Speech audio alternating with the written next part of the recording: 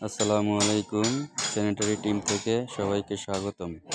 আশা করি সবাই ভালো আছেন। আজকে চলে আসলাম নতুন একটা সাইডে। আজকে গ্রাউন্ড ফ্লোরের 4 ইঞ্চি লাইনের কাজ করা হবে।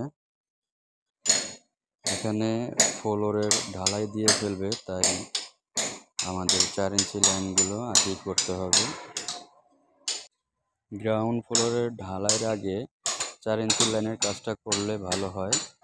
তা না হলে পরবর্তীতে এই ঢালাই কেটে রড কেটে ঢালাই কেটে তারপরে কাজটা করলে কাজটা সুন্দর হয় না। আমরা সবসময় আশা করি যে একটা মহাজনের কাজ যাতে সুন্দর ও মজবুত হয়, এদিকে আমরা খেয়াল রাখি।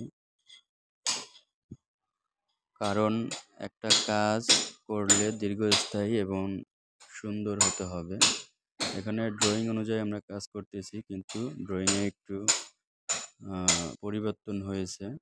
এখানে আমরা নিজেরাই পরিবর্তন করেছি।